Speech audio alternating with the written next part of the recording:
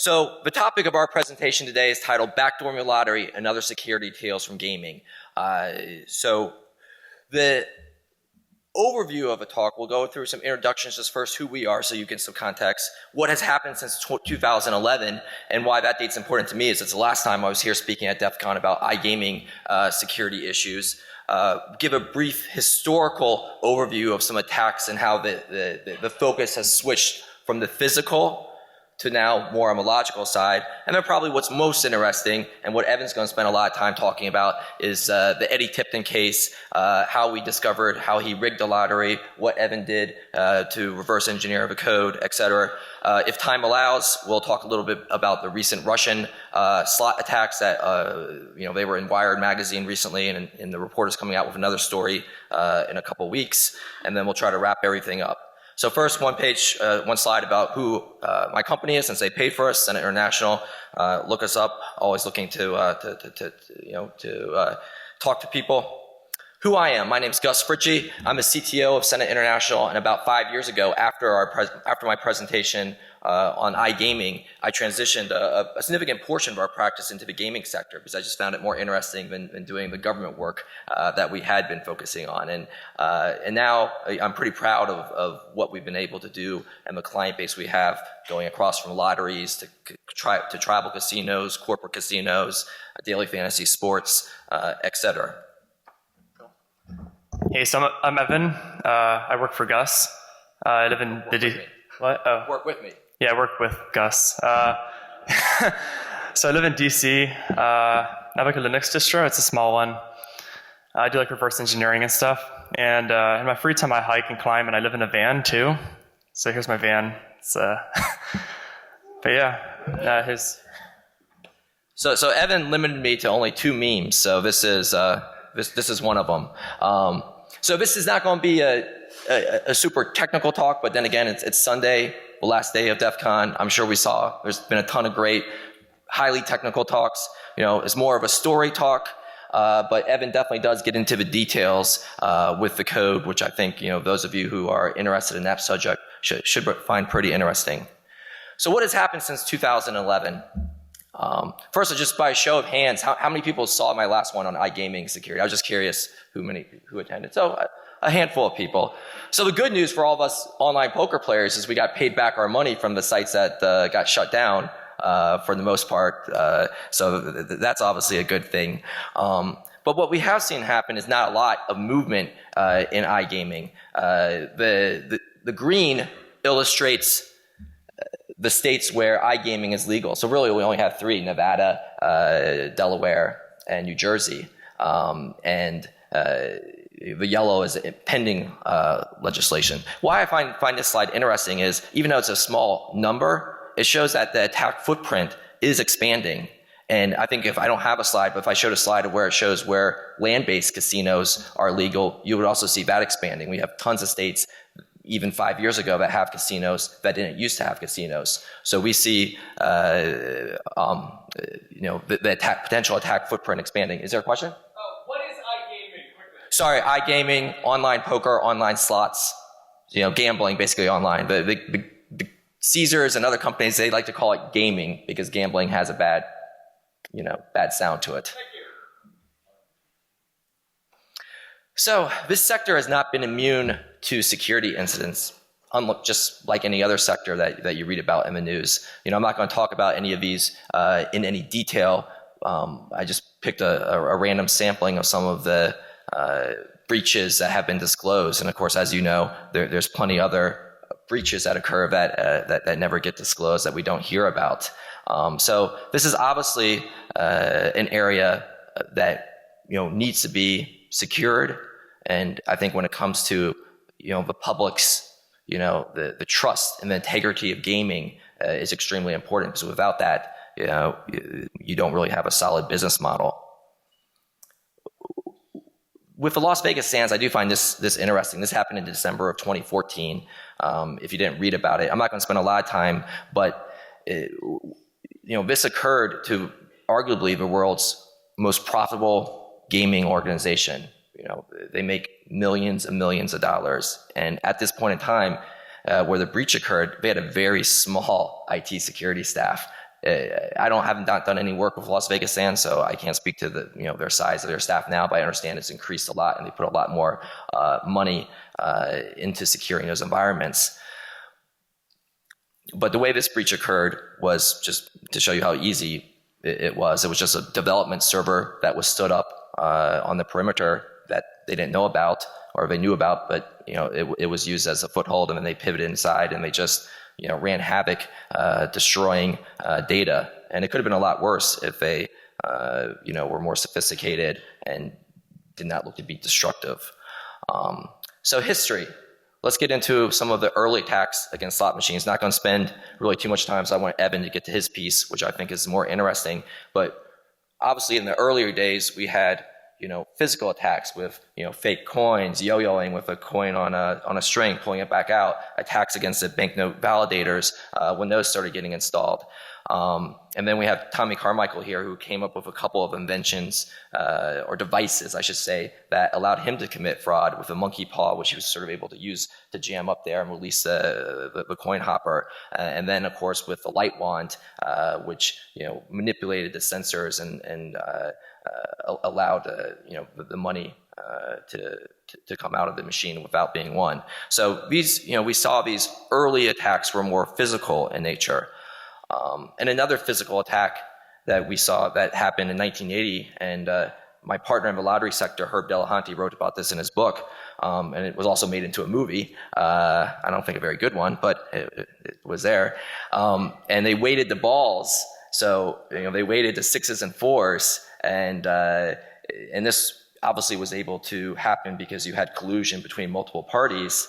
Obviously, people realized pretty quickly that it was a fraud, and no one got paid out. Even the illegal books knew that prior to the lottery even admitting it. So we had these physical attacks against slot machines and other forms of gaming. And then we see a transition to attacks on the logical side. And I think when you start seeing these stories, you'll start seeing how they tie together to what Eddie Tipton did in the Muscle Hot Lotto RNG fraud case. So some of you may be aware of Ron Harris, but he worked for the Nevada Gaming Control Board, and his responsibility was basically to perform audits of the gaming software and platforms. And one of his responsibilities was to audit the EPROMs in the slot machines and make sure that they were correct. But what he did was, instead of auditing them, he reprogrammed them so that when a certain sequence was pushed on the slot machines or a certain number of coins were entered, it would pay out a winnings. And I spoke to Rex Carlson, who was the director of the Nevada Gaming Control Board, and he said that they really don't know how much money he actually made from this, because he really he didn't get caught initially because of this. He got caught because he turned his attention to Keno. And this is where it sort of parallels what Mr. Tipton did in the Hot Lotto case is, since he had access, of course, to the source code, he found a flaw in the pseudo-random number generator, and then he wrote a program that allowed him to predict what the winning Keno number was. So he went to Bally's in Atlantic City, and with an accomplice, they won it, I think, on the first time that he played the numbers. And they probably could have got away with it, but they just had such poor planning as far as, what they were going to do after they won. So this, of course, raised suspicion, and the authorities performed an investigation. Then they went back and looked at the other work that he was performing.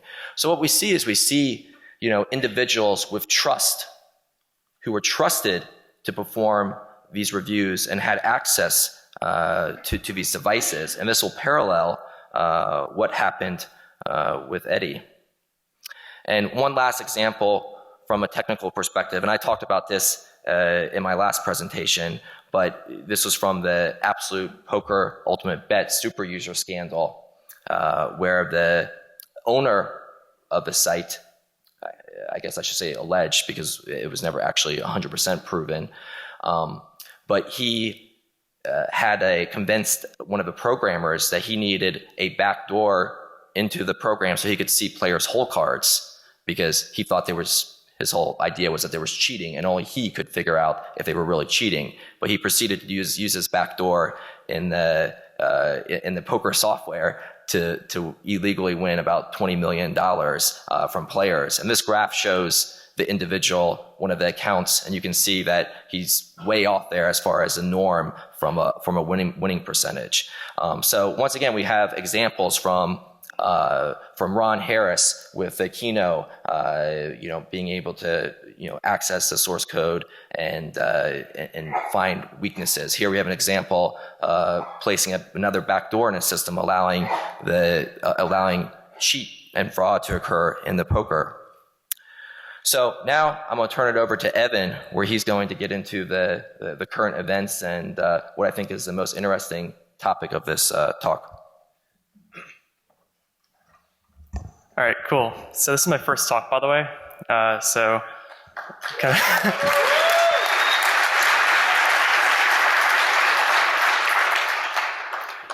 in case you guys aren't familiar with how the lottery works, there's individual state lotteries, and each lottery manages itself. But there's something called Muscle, which is like an organization that oversees all the state lotteries. Well, most of them.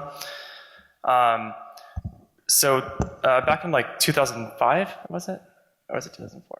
It doesn't matter. So a while back, this guy named Eddie Tipton got a job at Muscle to write an RNG. So some of the state lotteries use computer RNGs to draw the numbers. Others use balls out of hats and stuff like that. Well, not actually hats, but yeah. So he got a job to write an RNG, and pretty much immediately he rigged it because obviously he wanted to make money. And they weren't paying him very much. Yep. So here's a couple of other faces involved in this. Tommy Tipton is his brother. He was involved in it. He helped cash out tickets. Robert Rhodes also helped cash out tickets. He was a friend of his. And then Rob Sand is the attorney general in charge of the case. All right. So in 2010, Eddie went into a gas station in Iowa and purchased a ticket for a lottery game. He waited a whole year to claim the ticket, which was pretty suspicious. And then also he used a mysterious company incorporated in Belize, and he went through an attorney to try to cash out the ticket. So that was obviously extremely suspicious, and lottery security caught wind of that and decided to do an investigation into it. They also refused to give them the money until they completed the investigation, and because they refused to give their identities, which is possibly illegal. So they withdrew their claim to the prize because they, I'm assuming, did not want to get caught. Let's see here. And apparently they also received a tip from somebody that Tipton was the person in the video. I actually think I know who that was, but yeah. So they started a full investigation, which involved the FBI and stuff too. And they determined that it was him that purchased the ticket. And because he worked for the lottery, he was banned from playing the lottery. And they kind of used circumstantial evidence to convict him, but they convicted him before they knew how he actually rigged the lottery, or that he did for sure. Yes, let's see. He was sentenced to 10 years of prison. He was out on bond or bail pending appeal for a good year. He actually just pled guilty pretty recently. This should be 2017, but yeah. And here's a quick timeline of events. So he was hired in 2003 at Muscle. And the first known case of fraud was in 2005. There could have been earlier cases though, because it was rigged in 2004, right? Yeah. And what's interesting about the timeline here, if you look at where it says that the Colorado lottery fraud, Wisconsin lottery fraud, Kansas lottery fraud, do you see a pattern there? Yeah, they're all on the same date. And that's what Evan will talk about when it gets into how his code actually worked and how it allowed him to predict what the winning numbers were going to be. Yeah, and also this is just known cases of fraud. There will probably be more, especially since we found a third date in the code itself, which there were no known cases of fraud for. So let's see here. Oh, yeah, he wants to. No, I just wanted to also a couple gaps just in the story. As Evan mentioned, he was convicted initially on a charge on really circumstantial evidence. I mean, they had the video footage from the store, which when you think about it, he really made a big mistake because in the other cases of fraud, he actually never bought the tickets himself. He had his accomplices, his brother or Robert Rhodes, buying the ticket. But in this case, he actually went and bought the ticket himself. And perhaps that's because the prize value was so large that he just didn't feel comfortable having someone else buy the winning tickets. And he actually went to a convenience store that had audio and also video surveillance. So there was other stores that he could have gone to that wouldn't have had the video or the audio. And it's really the audio was what convicted him because his voice is very distinctive and they were able to prove it that way. Of course, he felt and his lawyers felt it was circumstantial evidence and they did appeal it. And during that appeal process, that's when we were able to get a hold of the Wisconsin lottery RNG, which Evan will talk about and what he did. But how do you go about rigging a lottery? And this is my second and last meme, so I was only allowed 2. But obviously, you become a lottery developer, write code, and have your friends buy the winning numbers. It's that easy. And luckily, for the first time, we have video surveillance of Eddie Tipton actually performing the programming. Now Evan will tell you how he really did it. Yeah, so I already kind of went over this part, but so basically what he did, he worked for Muscle. So not all the state lotteries use the RNG. Some of them use third-party RNGs, and others use like machines that just like throw balls up in the air and they come back down and stuff like that, which is what lotteries should do, by the way. Should not use computers to generate numbers, but it's better business for us. While I worked there, so they have like a supervised build process. So he got code past that process, which made the numbers predictable in 3 days, with other conditions as well. And the binaries and source code were certified by a major testing lab, but the way he did it, it wouldn't have mattered unless you really went in depth and checked the binary against the source code and stuff like that. He also had access to the computer images too, which he could have rigged. He could have used like a rootkit or something simpler to change the numbers as well. So even if he wasn't the one writing the code, he could have rigged the lottery as well. In 2016, we were contracted to perform imaging of one of the RNGs. And we were actually given permission to review the images at some point, and I was asked to try to figure out how he did it. Because at this point, nobody had any idea how he actually did it. He didn't seem smart enough to use a rootkit. So when he was convicted, they assumed that he used a rootkit to change the numbers because they didn't find anything in the code. Apparently, they didn't find the binary to be malicious in any way. And I find it kind of questionable how they analyzed that. But yeah. So I decided that since he was the one writing the RNG itself, that I would just look at the binaries and compare them to the code. So I didn't actually have the code initially, so I just started just going through the binaries and just reverse engineering them. So there were a few binaries, like the main executable, some libraries and stuff like that. So the most interesting binary was the one that actually contained like the RNG itself. So that was actually the first binary that I looked at, or started looking at. And this is pretty much what I just said. So I was skimming through all the functions in the binary, and one of them caught my eye pretty much immediately. And at this point, I knew that all the winnings, all the known cases of fraud, were on certain dates. So this one, I saw it had a bunch of date functions right at the top. So I was like, that's probably it. I saw no other reason for them to use date stuff. So I started obviously reverse engineering it, and I saw pretty much immediately that it was referencing those specific dates, the 2 dates that we knew, and a third date as well. So I reverse engineered it, and I figured out exactly what it was doing and how it was seeding the RNG and everything like that. So Also, it was at the end of the binary, which is pretty suspicious because it looks like somebody like tacked on that function at the very end of a file. And eventually we got the source code for the RNG, and we saw that that function wasn't in there. There are 25 functions in the source code and 26 in the binary, as you can see. But yep, yep, that's about it. That's how he did it. I can go into details on that real quick. So basically, each time a number was drawn, this function was called, and it would receive the RNG with predictable values on certain days of the year. It also had to be like a Wednesday and I think it's supposed to be Sunday, Wednesday or a Sunday. And here's just like the code, his function. And so he actually seeded the RNG off a bunch of values from the computer. I'm not really sure why he did that. He could have used anything really. He used like the computer name and he like added it up and like threw that into the seed along with like the values from the game and everything. He kind of made it more complicated than necessary, which made him have to buy more tickets than necessary. In some cases, he bought multiple tickets because he wasn't sure what the values would be.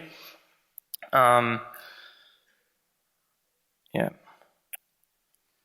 And so here's why certification did not work. So it was certified by one of the major testing labs. And their testing process was to run the output of the RNG through a bunch of statistical tests, which is great to ensure that results are unbiased, but it doesn't really catch anybody rigging it. They performed an audit of the source code, but the source code he compiled is obviously different, and he was able to slip that past the supervised build process pretty easily. So that's questionable. And here's how he could have done it better too. He rigged it on only 3 days a year, which made it pretty easy to identify the winnings. If you rig it on every single day of the year, it'd be extremely difficult to identify the winnings. Because what they did, like what the investigators did, was they knew that he was using like certain dates. So they just went through all those dates and they looked at all the winnings. And they looked at the ones that were most suspicious, and they followed those as leads. So obviously, if you rig the lottery, definitely do every single day of the year. And yeah. And also, he could have made the method of rigging it more discrete. He could have used a rootkit and changed the numbers in memory. And that would have been much more discrete than like having it in the binary. Because what we do now is we check updates to the RNGs and compare them to the source code with like bindiff, or if it's in Java, I wrote a custom tool for that. So that we can catch updates, like if anybody tries, like if a vendor tries to like pass a backdoor into like the update, we can catch that pretty easily. So how can this be prevented? Source code should undergo in-depth third-party reviews. I think supervised builds are important too, as an additional layer. But for updates, if you're just like if you have a binary and you're not concerned about the system image, it's pretty easy to check those with like bindiff and make sure they're not malicious after reviewing the source code. Because what we do is we compile the source code and we compare it to like the actual binary you get. But there's another issue with like the system image too, where these guys are building the system image, and that's not supervised at all. So they could obviously slip something in, and it's pretty difficult to supervise that entire process. And you can't check the image. You can't be certain of finding anything in there. Yep, there you are. That's about it. No, thanks, Evan. I think you covered that very well. When you think about it, he actually had a pretty good idea because, once he got this qvrng.dll file certified by the testing labs, and, once again, the testing labs, supposedly, and I know they do now because we do, review the source code line by line, but, and they were supposed to, watch them compile the codes because if they end up hashing those binaries, so in some way, we're not completely sure, he was able to get the testing lab to certify that this code was valid, and then he had it on all these boxes, and that never changed. He would make modifications perhaps to qv.exe, to the executable, but he never ever had to modify the DLL. So actually what was interesting when we reviewed some of the more recent muscle RNGs, and you have to remember, he started this process in 2003. He wasn't, this fraud case didn't happen until 2011. He wasn't, convicted until 2015. That's a lot of time going on for him to make modifications. And, as Evan mentioned, there are other commercial RNGs in the lottery sector. But some of the state lotteries, their whole mission is to give back to education or whatever, is written into the law. And, so they're very frugal with their money, and they didn't want to, pay, $200,000, whatever for a RNG. So they would pay muscle at a much lower cost.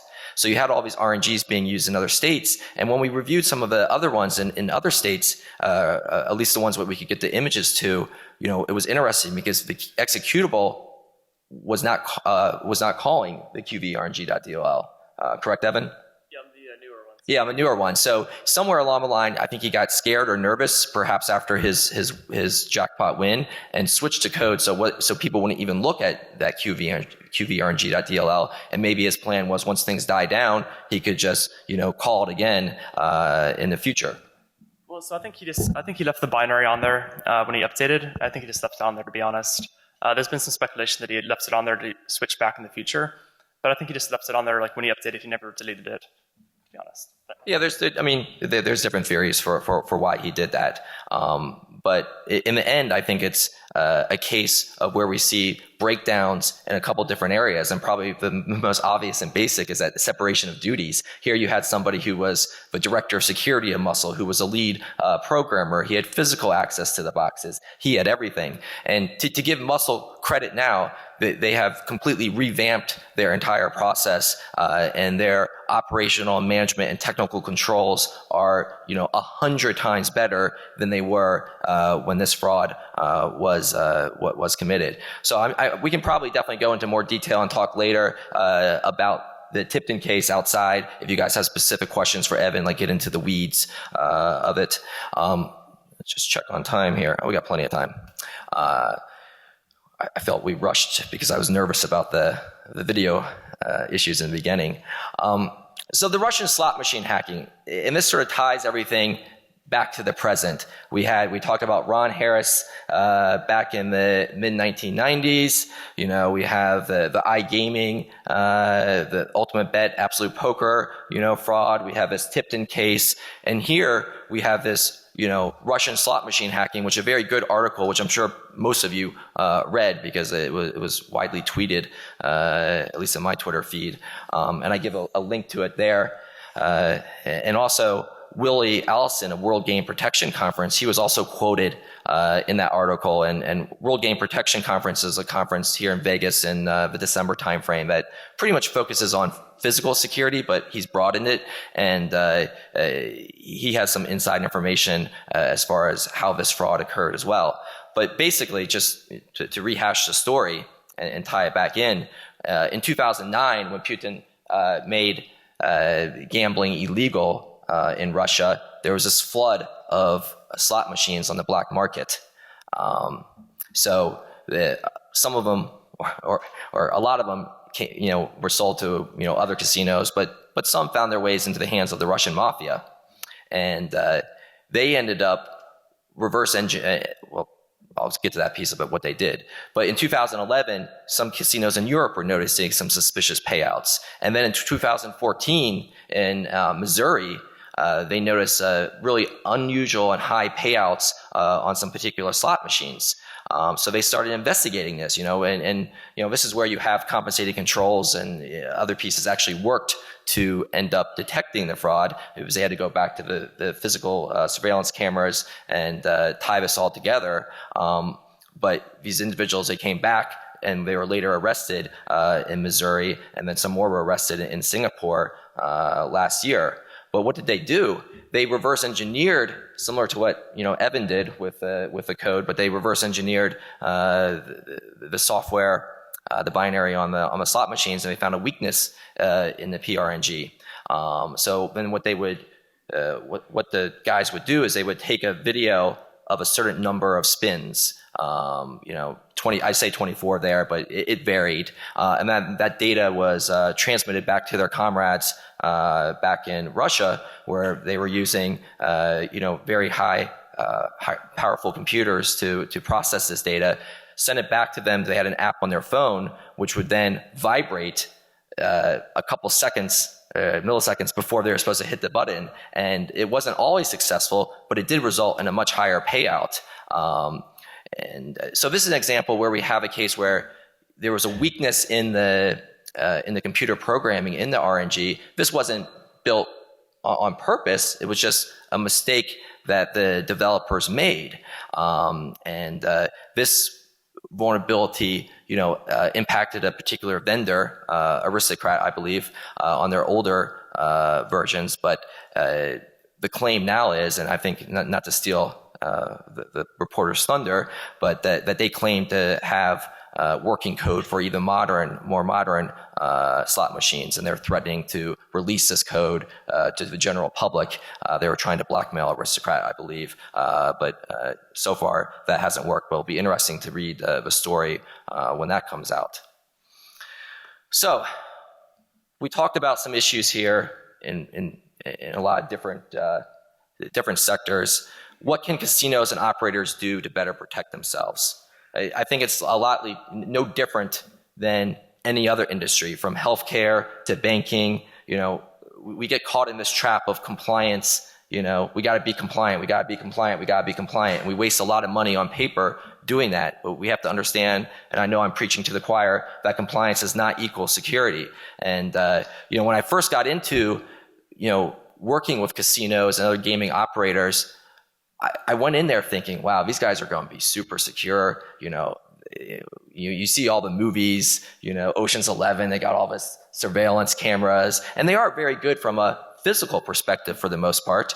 But, quite honestly, they really are lacking in the technical security controls. But that's really no different than any other sector. And they're doing a lot more now to improve themselves. They're being proactive. I'm working with several. I know other firms are working with them. So they really are taking it to heart to improve their security and protect their players' data. More money needs to be spent on information security, and also the operators need to start asking the game manufacturers, how is your system secure? What controls do you have in place? And I'll give you an example. We were working with a casino organization, and we were doing a security assessment, just a basic vulnerability assessment, and realized that from the corporate network we could actually get to the slot machines and touch the interface card in the slot machines. And when I brought that up to the director of IT's attention, because I was curious, I was like, should you be able to do this? It didn't seem right. He was like, well, let me fire off a note to, I'm not going to say the gaming manufacturer's name. And they came back, oh no, this should, the only thing that these need to talk to is a player tracking database. It doesn't need to, it should be firewalled off. So you have, operators who are trusting their vendors to do the installations, and they're not, sometimes not doing it correctly. And then also questioning what other controls do you have in place, as far as the SDLC process, with this code. Obviously, these huge organizations, they're not like Muscle. They don't have one guy writing the code. They have hundreds. But how do we trust that code is secure? Especially when we're dealing with a lot of the gaming operators do, a large amount of offshore development. What are the controls in place? Luckily, we do have gaming regulations with security components. When New Jersey, the second state to legalize iGaming, they came out with very, very comprehensive security controls, at least more comprehensive than what was in the unregulated industries. If you recall, at that time, there was really no security controls in place. And to date, New Jersey is very proud of the fact that they haven't had a security incident or a breach, or that their controls are working effectively. Maryland, for example, their gaming commission requires their land-based operators to undergo an annual security assessment. Once again, I'm not saying it's perfect, but it's a step in the right direction to have these these compliance regulations in place. And then, of course, we have our regular regulatory compliance standards, PCI, et cetera. But as the last bullet says there, often it's left up to the operator to determine the level of security that is implemented. There's not strict guidelines. Even when it comes to New Jersey and the testing, it's sort of left up to us working with the operator to determine how deep we dive. And as you can guess, probably a lot of that comes to funding and budget for those operators. So conclusion. While regulated iGaming has added additional controls, there's still room for improvement both on the operators and regulators. And this goes to brick and mortar casinos as well, and also to the lottery sector. In my opinion, as I mentioned, I think one of the key risks is in the code. And that's what concerns me most, and I think this applies to all forms of online gambling and also brick and mortar. It would be, in my opinion, pretty easy for something to be added to one of these iGaming sites that could allow fraud to be committed. It's happened in the past. I think it's going to happen again, and it's very important for the regulators and operators to work together. And the last point is, as you saw on the slide with the map, while it's still small with iGaming, it's growing. Daily Fantasy Sports is here, as you can't watch an NFL football game without seeing DraftKings or FanDuel advertising. It's become more widely accepted. Sports betting is looks like it could become legal in other states besides Nevada. No longer is gaming focused on Nevada and Atlantic City. It's across the entire United States, and as it becomes, as it expands, that attack footprint expands and the opportunity expands for crime and fraud to be committed. So that's what we have. I hope you enjoyed the presentation. I'm sorry for some of the technical delays, and we rushed a little bit in the beginning when we probably didn't have to. But we would love to speak with any of you outside if you have any specific questions, especially for Evan. I know he went through those code slides pretty quickly, but he can definitely go into more detail as far as how that code worked, the various functions, et cetera, et cetera. But thank you for attending, and enjoy the last day at DEF CON.